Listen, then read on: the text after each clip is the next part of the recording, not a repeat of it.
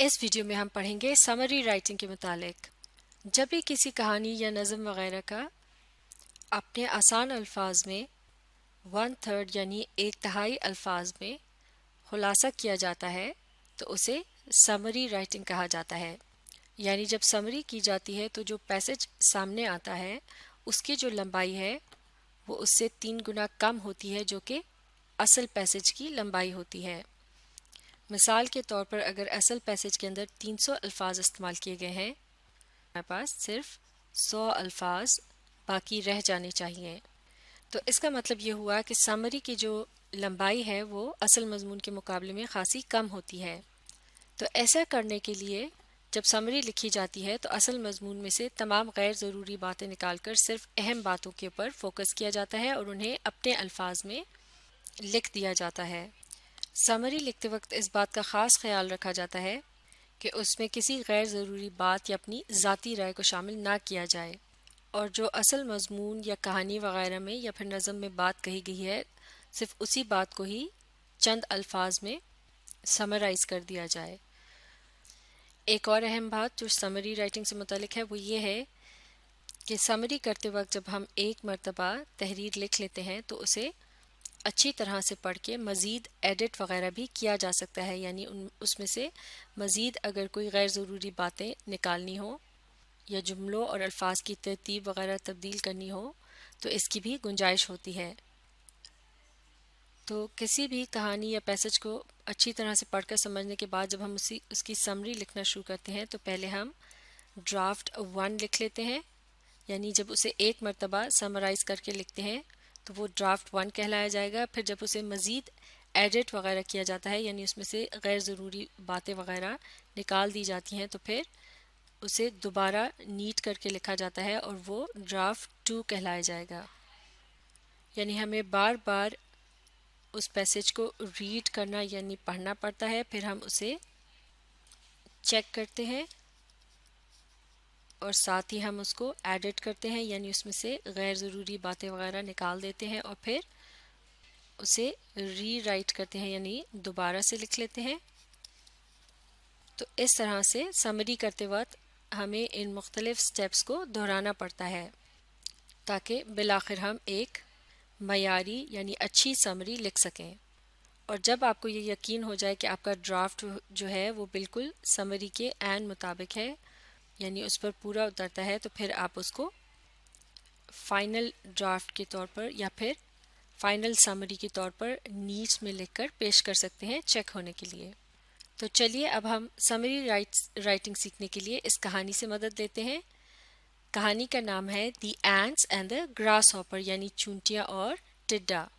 تو چلیے سب سے پہلے اسے مل کر پڑھنے اور سمجھنے کی کوشش کرتے ہیں۔ One bright day in late autumn, a family of ants was running about in the warm sunshine.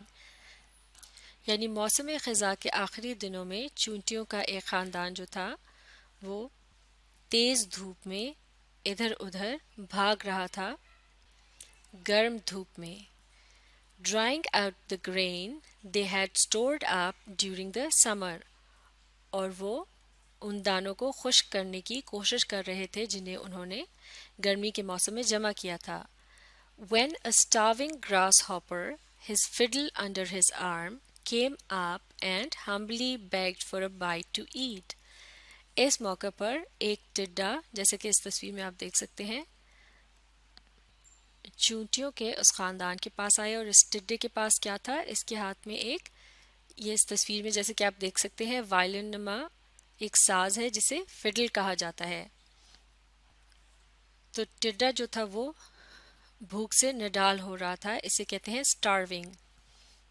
اور پھر اس نے آ کر چونٹیوں سے ہمبلی یعنی بڑے ادب کے ساتھ کچھ کھانے کو مانگا۔ اب آگے پڑھتے ہیں۔ What? cried the ants in surprise.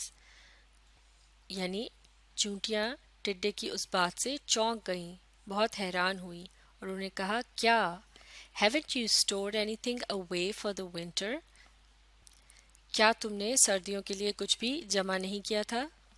What in the world were you doing all last summer? آخر تم پچھلی گرمیوں میں کیا کرتے رہے ہو؟ اب اگلے حصے کو پڑھتے ہیں۔ I didn't have time to store up any food, whined the grasshopper. यानी मेरे पास खाना जमा करने का वक्त ही नहीं था, टिड्डा बुड़बुड़ाया. I was so busy making music that before I knew it, the summer was gone. यानी मैं गाने बजाने में इस कदर मसरूफ था कि इससे पहले मुझे होश आता गर्मी का मौसम खत्म हो चुका था. The ants shrugged their shoulders in disgust. यानी चींटियों ने हकारत से यानी नफरत से अपने कंधों को झटका और वो कहने लगी, Making music, were you? They cried. Very well. Now dance. अच्छा तो तुम गाते बजाते रहे हो, वो चिल्लाई. बहुत खूब, चलो अब नाचो. And they turned their backs on the grasshopper and went on with their work. और उन्होंने टिड्डे से कमर मोड़ ली यानी उसे नज़रअंदाज कर दिया और वो दोबारा अपने काम में मसरूफ हो गईं. There's a time for work and a time for play. तो अब यहाँ इस कहानी में जो सबक मिलता है उसका जिक्र हो रहा है कि काम का अपना वक्त होता है जबकि खेल का वक्त अलग होता है. यानी काम को काम के वक्त पर करना चाहिए और खेल को खेल के वक्त, वरना टिड्डे जैसा अंजाम हो सकता है. तो अब इस कहानी की समरी करने से पहले सवाल को अच्छी तरह से देखना होगा. अगर सवाल में आपसे सिर्फ समरी करने को कहा गया है तो उसमें कहानी के सबक वगैरह से मुतालिक कोई बात शामिल करने की ज़रूरत नहीं होगी. लेकिन अगर सवाल में इससे मुतालिक भी कहा गया है कि इसके सबक को भी साथ में बयान करें तो उसे भी चंद अल्फाज में यानी कम से कम अल्फाज में आपको साथ ही बयान करना होगा. इसके अलावा यहाँ आप जो देख रहे हैं स्पीच मार्क्स के निशान, यानी यहाँ पर डायरेक्ट स्पीच का यानी उन अल्फाज का इस्तेमाल किया गया है जो किसी के कहे हुए अल्फाज हैं. तो इन्हें भी समरी के दौरान शामिल करने की ज़रूरत नहीं होगी, बल्कि इनके मुतालिक अपने आसान अल्फाज में यानी इनडायरेक्ट स्पीच में और बहुत मुख्तसर अंदाज में इनके मुतालिक हमें समरी के अंदर लिखना होगा. इसके अलावा समरी लिखते वक्त असल पैसेज के अंदर जो अल्फाज वगैरह इस्तेमाल किए गए हैं उन्हें दोहराने की बिल्कुल ज़रूरत नहीं होती, यानी कि बिल्कुल उसी तरह से लिखने की कोई कैद नहीं होती. मिसाल के तौर पर अगर लव स्टार्विंग असल पैसेज के अंदर इस्तेमाल किया गया है तो समरी करते वक्त इसकी जगह वेरी हंग्री के अल्फाज इस्तेमाल किए जा सकते हैं. तो पहला ड्राफ्ट लिखने से पहले पैसेज को एक मरतबा फिर से पढ़ा जाएगा और इसमें से गैर ज़रूरी बातों को कट किया जा सकता है यानी इसे एडिट किया जाएगा. जैसे कि इस पहले जुमले में आप देख सकते हैं one bright day in late autumn. तो ये जो इजाफी मालूमात है इसको अगर कट कर दिया जाए और सिर्फ उन अहम बातों को देखा जाए यानी कहानी के सिर्फ अहम वाक़यात पर नज़र रखी जाए और इन्हें समरी में शामिल करने की कोशिश की जाए तो हमें बहुत आसानी मिलेगी. लिहाजा इसमें से हम गैर ज़रूरी बातों को निकालते चले जाएंगे. तो इससे आगे लिखा है a family of ants was running about. तो ये एक अहम बात है जिससे पता चल रहा है कि इस कहानी में कौन क्या कर रहा था. अब इसके बाद ये जो लिखा है इन द वार्म सनशाइन, इसको भी कट किया जा सकता है. लेकिन इसके बाद ये जो हिस्सा है ड्राइंग आउट द ग्रेन, ये अहम है क्योंकि इससे पता चल रहा है कि वो क्या कर रही थी. Drawing out the grain they had stored up during the summer. इसके बाद इससे अगले हिस्से में भी हमने his fiddle under his arm और हमली इन अल्फाज को काट कर जो हिस्सा बचा है वो इस तरह से है when a starving grasshopper came up and bagged for a bite to eat. अब इसे हम साथ साथ अगर चाहें तो शॉर्ट भी करते जाएंगे. लाइक यहाँ पर हम लिख सकते हैं फॉर फूड. तो अ बाइट टू ईट की जगह अब हमने सिर्फ फूड का लफ्ज़ इस्तेमाल कर दिया. इस तरह आप देख सकते हैं कि यहाँ चार अल्फाज के बजाय सिर्फ एक लफ्ज़ के इस्तेमाल से इसे हमने शॉर्ट कर दिया है. तो समरी में चूँकि हमें इसे शॉर्ट करना होता है लिहाजा इस तरह की भी टेक्निक्स इस्तेमाल की जा सकती हैं. अब अगले हिस्से में आप देख सकते हैं कि कुछ एक किस्म की गुफ्तगू चल रही है जिसमें चूंटियाँ कुछ कह रही हैं. तो बजाय इन बातों को दोहराने के जब समरी की जाएगी तो सिर्फ इसके मुतालिक इशारतन बात की जाएगी कि चूंटियाँ जो थीं वो टिड्डे की बात सुनकर हैरान हुई और उन्होंने उससे पूछा कि उसने खाना क्यों नहीं जमा किया था. यानी इस बात को हम अपने अल्फाज में आसान बनाकर और चंद अल्फाज में लिखने की कोशिश करेंगे, यानी इसके लिए कम से कम अल्फाज इस्तेमाल करेंगे. इसी तरह से ये जो अगला हिस्सा है जिसमें ग्रास हॉपर या टिड्डा जो है चूंटियों को जवाब दे रहा है कि वो گرمیوں میں گاتا بجاتا رہا اور اس نے کھانا جمع نہیں کیا، تو اس حصے میں سے بھی غیر ضروری باتوں کا نکال کر صرف اتنا کہا جا سکتا ہے کہ the grasshopper was busy making music in summer. تو یہاں آپ نے دیکھا the grasshopper was busy making music in summer، اور باقی چیزوں کو کٹ کر کے کس طرح سے اس کو ہم نے مختصر یعنی چھوٹا کر دیا ہے۔ اسی طرح سے باقی کی بھی غیر ضروری باتوں کو کٹ کرتے ہوئے اب ہم صرف اہم باتوں کو دیکھیں گے۔ تو اگلے حصے میں بھی صرف یہ بات اہم ہے کہ they turned their backs on the grasshopper and went on with their work، یعنی چونٹیوں نے اس کی کوئی مدد نہیں کی۔ اور جہاں تک یہ اس کہانی کے مورل یعنی سبق کا تعلق ہے تو اسے سمری کے اندر شامل کرنا اتنا اہم یا ضروری نہیں ہے، یہ سوال پر ڈیپینڈ کرتا ہے کہ اس میں اس کے متعلق پوچھا گیا ہے یا نہیں۔ تو یہ جو عمل ابھی میں نے آپ کے سامنے کیا جس میں میں نے غیر ضروری باتوں کو کٹ کیا اور کچھ لمبی باتوں کو چھوٹا کرنے کی کوشش کی، یہ عمل ایڈیٹنگ کہلایا جاتا ہے۔ اب میں باقی بچی ہوئی لائنوں کو پڑھنے کی کوشش کروں گی، اسے ریڈ کرنا کہتے ہیں، یعنی یہ ہے ریڈنگ کا عمل، یہ ایک قسم کا ہم اسے ری چیک کر رہے ہیں اور پھر اس کے بعد اسے ری رائٹ کیا جائے گا یعنی اسے لکھا جائے گا اور وہ کہلایا جائے گا ڈرافٹ 1۔ تو اسے مل کر پڑھتے ہیں۔ A family of ants was running about drying out the grain they had stored up during the summer when a grasshopper came up and begged for food۔ اور اگر اگلے حصے کو اپنے الفاظ میں کہا جائے تو اس طرح سے کہہ سکتے ہیں The ants were surprised and asked the grasshopper why he did not have any food۔ اور پھر اگلی بات کو اس طرح سے سمرائز کیا جا سکتا ہے The grasshopper replied he was busy making music in summer۔ اور اب یہاں دے کی جگہ دی اینٹس کے الفاظ استعمال کیے جا سکتے ہیں اور اس طرح سے یہ ہو جائے گا دی اینٹس turned their backs on the grasshopper and went on with their work۔ لیکن اب بہتر یہ ہوگا کہ ان بچے ہوئے الفاظ کو پڑھنے کے بعد یعنی ریڈنگ کے عمل سے گزرنے کے بعد اب ہم جب ڈرافٹ لکھنے لگیں تو اسے اپنے ذہن سے لکھنے کی کوشش کریں تاکہ ہم اسی بات کو اپنے الفاظ میں بیان کر سکیں۔ اور ہم نے یہ بھی یاد رکھنا ہے کہ اس میں ہم نے کسی اضافی بات کو شامل نہیں کرنا، یعنی اپنی طرف سے کسی اور بات کا اس میں اضافہ نہیں کرنا۔ تو اب یہاں میں آپ دیکھ سکتے ہیں کہ اس کہانی کو پڑھنے کے بعد اور ایڈٹ کرنے کے بعد میں نے ڈرافٹ 1 لکھنے کی کوشش کی اور کس طرح سے میں نے اسے پھر مزید ایڈٹ کر کے ڈرافٹ 2 لکھا اور پھر اسے فائنل ڈرافٹ کے طور پر پیش کیا کیونکہ وہ مجھے سمری کے لحاظ سے بالکل مناسب لگ رہا تھا۔ تو ڈرافٹ 1 کو مل کر پڑھتے ہیں۔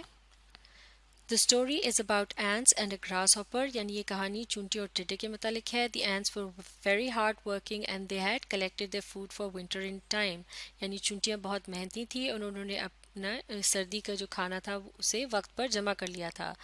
When the ants were drying the collected grains, a grasshopper came by and asked for food۔ جب وہ کھانا جمع کر رہی تھی تو ایک ٹڈا ان کے قریب آیا اور اس نے ان سے کھانا مانگا۔ The ants inquired why he did not have his own food، اور چونٹیوں نے اس سے پوچھا کہ اس کے پاس اس کا اپنا کھانا کیوں موجود نہیں تھا۔ The grasshopper told them how he had wasted time in playing music instead of collecting food، تو اس نے انہیں بتایا یعنی ٹڈے نے بتایا کہ وہ کس طرح سے گانے بجانے میں اپنا وقت ضائع کرتا رہا اور اس نے کھانا جمع نہیں کیا تھا۔